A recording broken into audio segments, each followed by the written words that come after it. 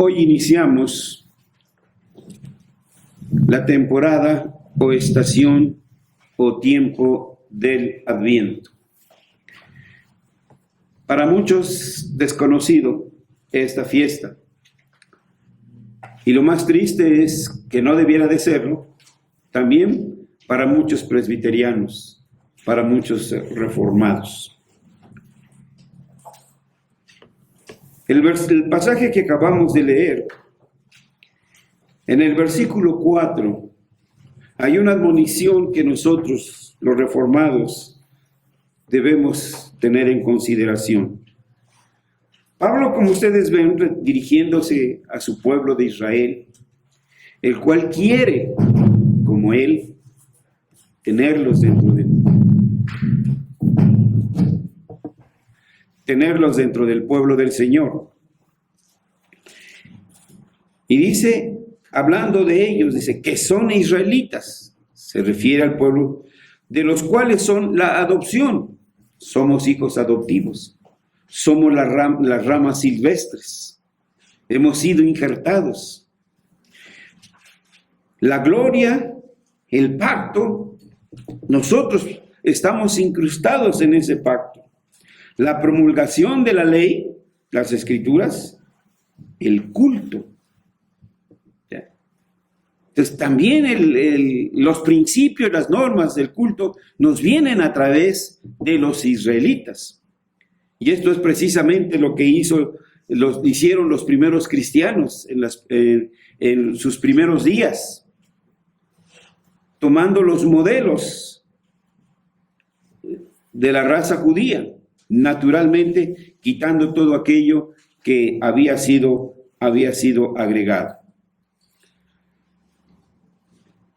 El tema, como hemos dicho, es el calendario litúrgico.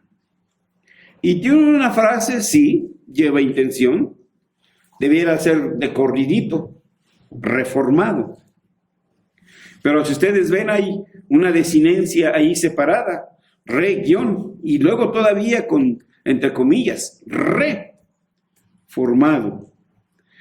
Porque lo triste es, decía, no solamente que algunos reformados han olvidado de esta tradición cristiana, sino que además han deformado esa reforma.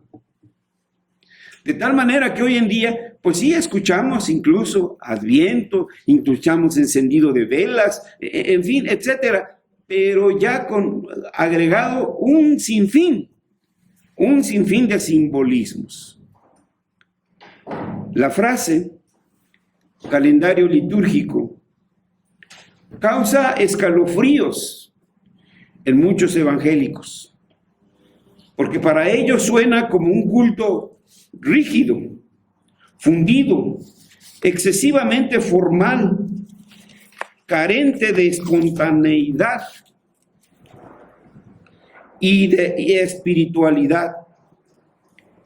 Y lo triste es que a esta lista de escépticos se pueden sumar no pocos presbiterianos.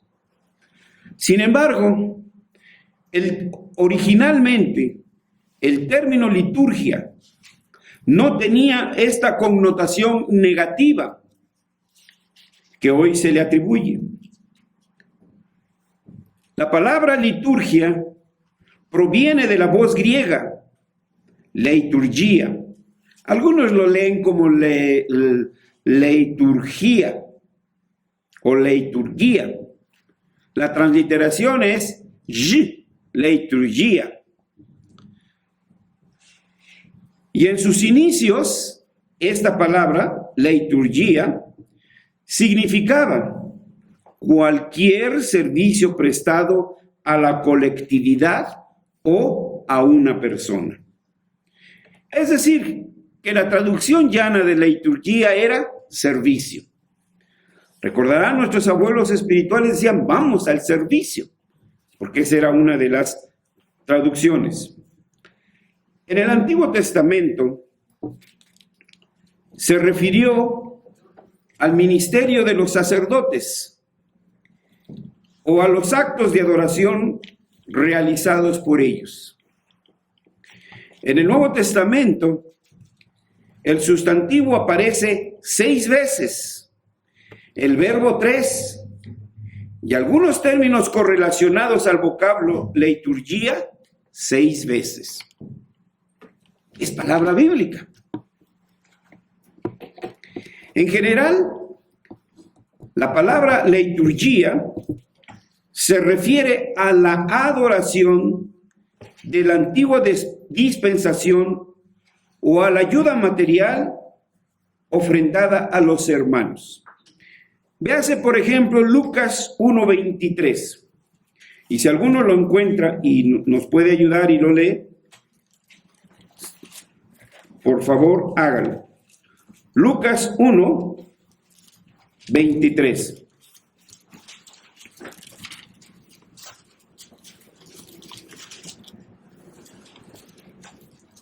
Cumplidos los días de su ministerio, se fue a su casa. Recuerden que es el sacerdote Zacarías. Está ministrando, está en su oficio. Y cumplidos los días de su ministerio, se fue a su casa. En el griego koiné del Nuevo Testamento, la palabra que ahí donde dice su ministerio, la palabra ministerio, en griego dice teis liturgias. O sea, es la palabra liturgia. Cuando terminó su servicio litúrgico, pudiéramos parafrasear la frase, cumplidos los días de su liturgia, se fue a su casa. Entonces, esta era la idea de la palabra liturgia. Un uso más específico cristiano ocurre en Hechos 13. De igual manera, si alguien nos puede ayudar y lee Hechos 13, el versículo 2.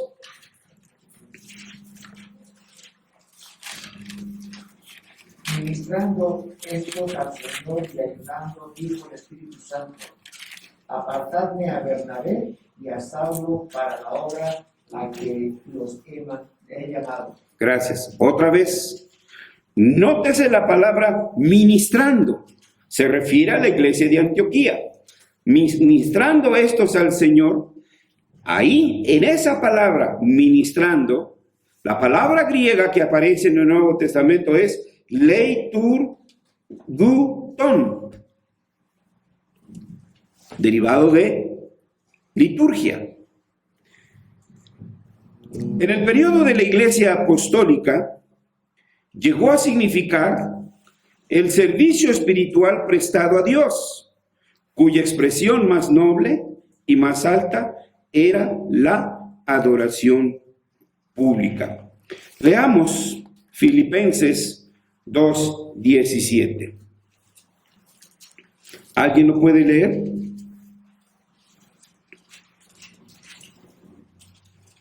Y aunque sea derramado en libación sobre el sacrificio y servicio de vuestra fe, me gozo y regocijo con todos vosotros. Otra vez, esa frase, y servicio de vuestra fe. Aparece también la palabra liturgia. Dice, kai liturgia es pisteos. Entonces la palabra liturgia es una palabra bíblica. Es una palabra de las Escrituras. ¿Por qué entonces tendríamos que ignorarla? En la Iglesia Apostólica, como casi todo lo que se hizo en ese periodo temprano, la adoración era sencilla e informal. El Nuevo Testamento no dice casi nada sobre una forma de adoración, es decir, una secuencia de actos de adoración. Solo encontramos información sobre los elementos cúbicos, es decir, leer el texto sagrado, canciones, oraciones, predicación, celebración de la cena e invocación de la bendición. Uno de los testimonios más antiguos y valiosos sobre el orden del culto se encuentra en la primera disculpa de Justino el Mártir, a mediados del siglo II. él escribe estas palabras. En el día llamado el día del sol, Sunday, todavía no había domingo. En el día del sol, Sunday, como ahora dicen los gringos, en el día llamado el día del sol, hay un encuentro de todos los que viven tanto en las ciudades como en el campo. Ahí leemos las memorias de los apóstoles o las escrituras de los profetas, en la medida en que el tiempo lo permita. Después de leer, el que preside, de ahí viene la palabra presidente es el que preside. El que preside utiliza la palabra para la admonición y la exhortación a la imitación y práctica de estas cosas admirables. Sigo citando a Justino el Mártir. Luego nos levantamos y oramos juntos. Termina la cita. Justino así describe la celebración de la Cena del Señor y la colecta de ofrendas para los pobres. En el libro de Levítico, capítulo 23, el cual voy a pedir que lo busquen para que me vayan siguiendo, no lo vamos a leer, vamos a hacer algunas observaciones generales. Levítico, capítulo 23. Se registra una lista de fiestas solemnes que los israelitas deberían de guardar. Esta era una lista de fiestas. El Shabbat, el Pesach, el Shavuot, el Yom Kippur y el Sukkot. Repito, el Shabbat, el Pesach, el Shavuot, el Yom Kippur y el Sukkot. En este capítulo 23 leemos lo siguiente en los primeros 3 versículos. Habló Jehová a Moisés diciendo, está hablando Jehová a Moisés y le está dando instrucciones para que las escriba. Habla a los hijos de Israel, esta era su tarea, y diles, las fiestas solemnes de Jehová, las cuales proclamaréis como santas convocaciones. Es decir, había una orden de convocar al pueblo para celebrar estas fiestas solemnes. Y la fiesta que encabezaba estas celebraciones era el Shabbat. 6 días trabajarás, mas el 7º día será de reposo. Santa convocación. O sea, tienes que venir. Ningún trabajo haréis. Ningún trabajo. ¿Nos resuena? Es Dios quien está hablando, no las circunstancias las que nos están obligando. ¿Ves? Voz de Dios. Ninguno. ¿Qué quiere decir ninguno? Ninguno. ¿Verdad? Ningún trabajo haréis. Día de reposo es de Jehová en donde quiera que habitéis. Estés en China, en Japón, en Corea, en Estados Unidos, en donde estés. Este es el Shabbat del Señor. Esta era entonces una de las primeras fiestas. Bajamos al versículo 15. Y contaréis desde el día que sigue el día de reposo, desde el día en que ofreciste la gavilla de la ofrenda mecida, 7 semanas cumplidas serán. Perdón, se me pasó otro, versículo 4, disculpen. Estas son las fiestas solemnes de Jehová, las convocaciones santas a las cuales convocarás en su tiempo. 5. En el primer mes, a los 14 del mes, entre las 2 tardes, Pascua es de Jehová. Ahí está la segunda fiesta, el Pesaj. Ya tenemos 2 en lista. Es una lista, es un calendario.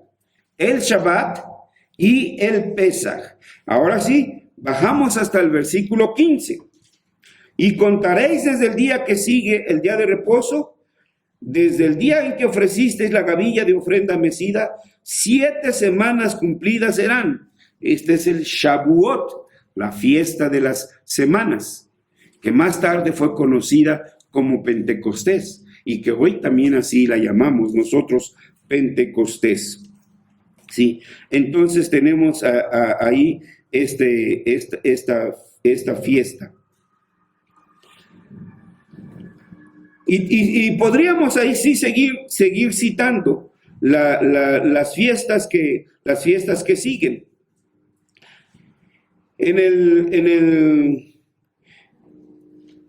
el versículo 17 dice: de vuestras habitaciones traeréis 2 panes para ofrenda mecida, que serán de 2 décimas de efa de flor de harina, cocidos con levadura, como primicias para Jehová. En este Shavuot se celebraban entonces las primicias, el Bekurim, o el de las primicias. Si damos la vuelta, veríamos el versículo 27. A los 10 días de este mes séptimo sería el día de expiación. Es entonces el Yom Kippur, el día del perdón. Y de ahí nos vamos al versículo 42. Desde el versículo 41 para que veamos el contexto. Y le haréis fiesta a Jehová por 7 días cada año. Será estatuto perpetuo por vuestras generaciones. En el mes séptimo la haréis. En tabernáculos habitaréis 7 días. Todo natural de Israel habitará en tabernáculos. Entonces será el Sukkot, Hasukot, la fiesta del Sukkot, la de los tabernáculos. Aquí encontramos una lista. Aquí encontramos un calendario litúrgico. Entonces, ¿cómo pueden decir que no es bíblico? Si aquí está tan claro es en el Antiguo Testamento, el Shabbat, el Pesach, el Shavuot, el Yom Kippur y el Sukkot. En el periodo del cautiverio persa, se agregó la fiesta del Purim, para conmemorar la liberación de los judíos que estaban condenados al exterminio. ¿Se acuerdan de Amán, de Esther, de Mardoqueo? Bueno, son los protagonistas de esta historia. Perdón. Y en el periodo intertestamentario se agregó la fiesta de la Hanukkah para conmemorar la liberación judía de los ejércitos greco-sirios. Estas eran las fiestas que ya existían durante el ministerio terrenal del Señor Jesucristo. Y no se encuentra ningún reproche del Maestro a los judíos por guardar estas celebraciones. Hubo otras en donde el Señor no tuvo empacho en decirles raza de víboras para increparlos. Pero en cuanto al calendario litúrgico, no vemos en ninguna parte que haga alguna cosa parecida.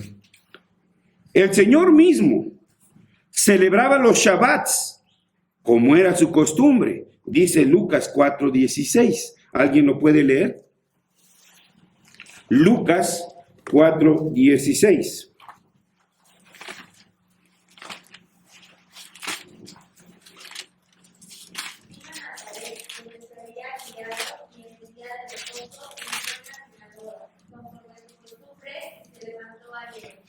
Gracias. Entonces leemos: vino a Nazaret, donde se había creado, y en el día de reposo, Shabbat, entró en la sinagoga, conforme era su costumbre.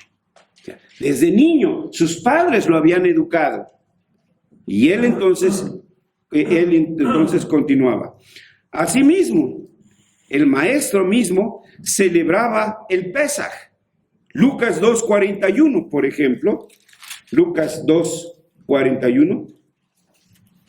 Y todos los que le oían se maravillaban de su inteligencia y de su respuesta. Lucas 2:41. Iban los padres todos los años a Jerusalén en la fiesta de la Pascua.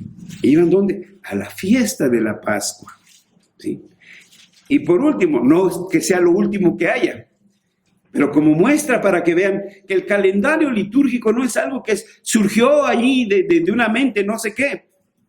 Lucas 22, versículos 7 y 8. Llegó el día de los panes sin levadura, en el cual era necesario sacrificar el cordero de la Pascua. Y Jesús envió a Pedro y a Juan, diciendo: y preparadnos la Pascua para que la comamos. Preparadnos la Pascua para que la comamos. Jesús entonces también celebraba la Pascua. En resumen, lo que tenemos frente a nosotros es un calendario de celebraciones, es decir, un calendario litúrgico.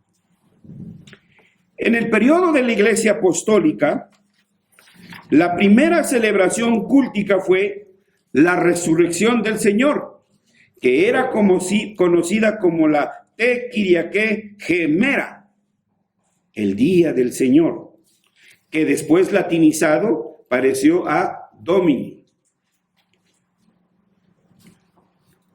También continuaron la celebración de la Pascua y el Pentecostés en su versión cristiana. Es decir, ahora era la Santa Cena en lugar de la Pascua.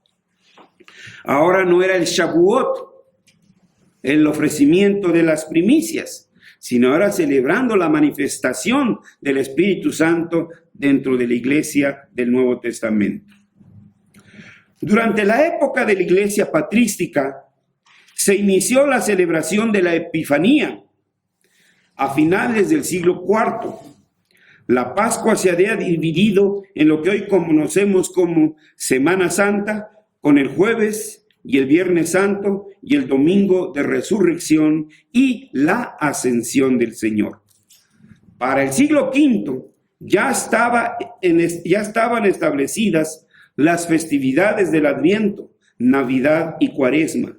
Y ya para el siglo VI la iglesia tenía un calendario litúrgico. En la época de la iglesia medieval se conservaron estas fiestas, pero lamentablemente la iglesia papista empezó a corromper esta noble herencia apostólica y patrística, introduciendo en ellas rituales, leyendas y tradiciones que están fuera de los fundamentos de las Santas Escrituras. Además, se introdujeron la adoración a las reliquias y la veneración de los llamados santos. Totalmente corrompido el calendario. Entonces llegaron los reformadores del siglo XVI y se dejó de predicar sobre los santos. Esta fue la razón por la que persiguieron a Nicolás Cop. El 1 de noviembre, él tenía que hablar sobre los fieles difuntos y en lugar de hablar de los fieles difuntos, tomó las bienaventuranzas y empezó a predicar como era costumbre de los reformados, palabra a palabra, tilde por tilde, versículo por versículo. Y entonces, en la época de la Reforma, surgió lo que hoy se conoce como predicación expositiva. Pareciera que fuera nuevo, pero en realidad no. Porque ese era el estilo de predicar de los padres de la iglesia. Tomar un versículo y explicarlo palabra por palabra. Y de hecho, estas eran las recomendaciones de los padres de la iglesia. Es decir, tomar una porción de la Escritura y explicarla palabra por palabra. El calendario litúrgico, entonces, quedó arrumbado en el viejo desván. Después del siglo XVII, la iglesia reformada poco a poco fue recuperando las fiestas del calendario litúrgico, pero desterrando de cada una de las festividades todo aquello que no tuviera fundamento escritural. Y fue así que la iglesia reformada recuperó las festividades del calendario litúrgico, quedando de la siguiente manera: Adviento, Navidad, Epifanía, Cuaresma, que incluía Domingo de Palmas, Semana Santa y Resurrección, continuando con la ascensión del Señor y terminando con el Pentecostés. En esta temporada nos vamos a enfocar en las festividades del Adviento, Navidad y Epifanía. En conclusión, ¿qué podemos decir de todo esto que hemos escuchado? Que el calendario litúrgico es un legado de la Iglesia del Antiguo Testamento, una herencia de la Iglesia apostólica, y también es algo que debemos de guardar porque viene también de la Iglesia patrística. No surgió nada más como hongo, no brotó. Tiene historia, tiene fundamento escritural.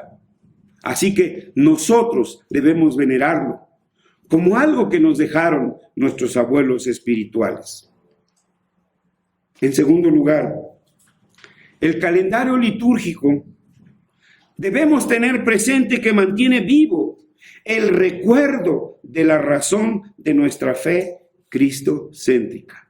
Porque todo esto es un círculo que apunta hacia el Mesías que se había prometido, el Mesías que vino, el Mesías que logró nuestra expiación, el Mesías que ascendió y el Mesías que volverá.